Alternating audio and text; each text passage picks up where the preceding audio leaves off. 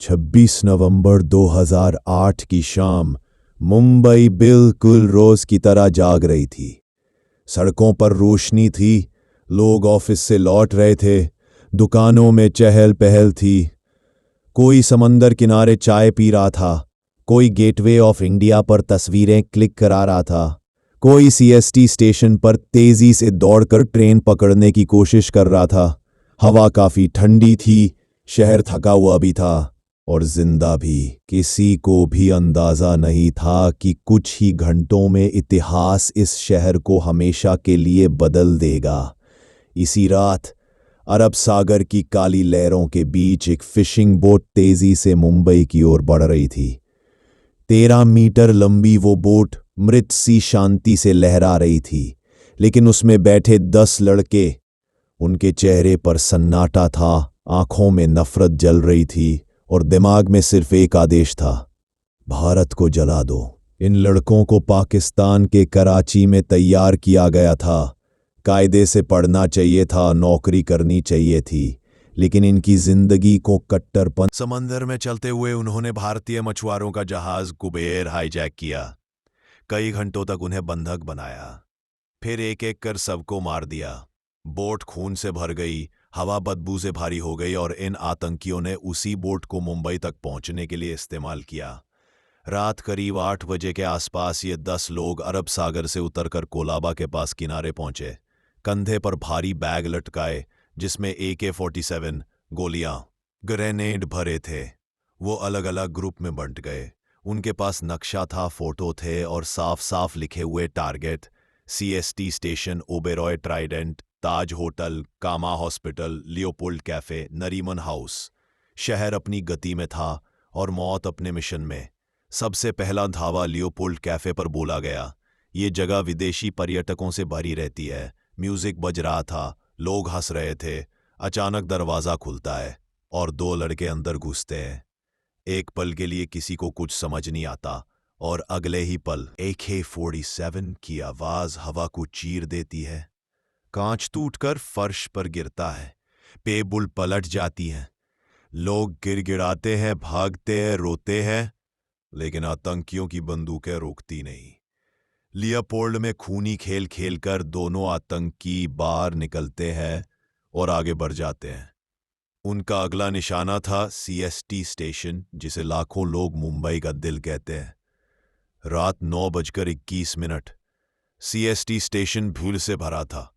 ट्रेनें आ रही थी, कोई प्लेटफॉर्म बदल रहा था, कोई अपना बच्चा गोद में लिए चल रहा था। भीड़ में से 2 लोग आधुनिक कपड़ों में दाखिल होते हैं, कंधे पर बैग, चेहरे पर कोई भाव नहीं। पहले बैग नीचे रखा, फिर बंदूक निकाली और फिर इतिहास के सबसे दिल दहलाने वाले पलों में से एक शुरू हुआ। गोलियां बरसने लगी। लोग पहली आवाज को पटाखा समझकर चौंके, लेकिन जब इंसान गिरने लगे, खून बहने लगा, तो स्टेशन दहशत में डूब गया। हर तरफ लोग भाग रहे थे। किसी ने अपने बच्चों को छिपाया। स्टेशन की दीवारें, खंबे और फर्श लाल होने लगे। मुंबई पुलिस को कॉल मिलते ही कांस्टेबल अधिकारी मौके पर दौड़े, लेकिन उनके हथियार इन आतंकियों के सामने खिलौने जैसे थे। फिर भी हिम्मत नहीं टूटी। कई पुलिसकर्मियों ने अपनी जान की परवाह नहीं की। कुछ आतंकियों की गोलियों से गिरे, कुछ घायल हुए। इसी दौरान 3 वीर अधिकारी, हेमंत करकरे, अशोक कामते और विजय सालस्कर एक ही गाड़ी में बैठे और आतंकियों का सामना करने निकल पड़े। उन तीनों ने मुंबई की सुरक्षा का भार कंधों पर उठाया, लेकिन किस्मत को कुछ और मंजूर था। मुंबई के इन 3 शेरों को आतंकियों ने घात लगाकर मार दिया। ये पल आज भी हर भारतीय के दिल को चीर देता है।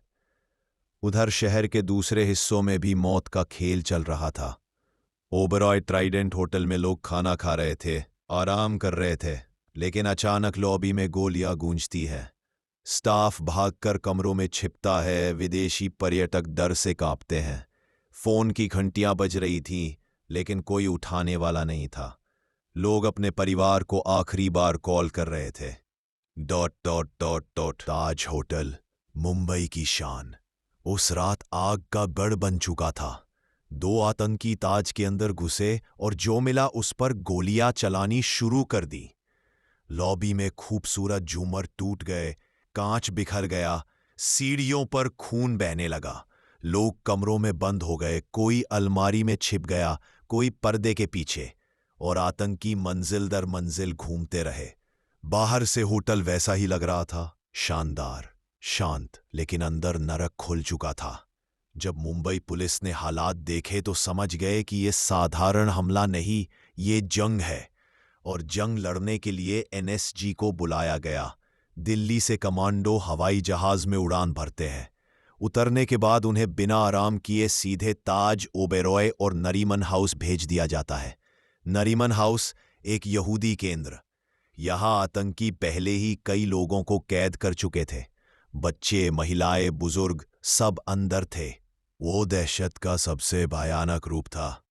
कमांडो ने बिल्डिंग को चारों तरफ से घेर लिया।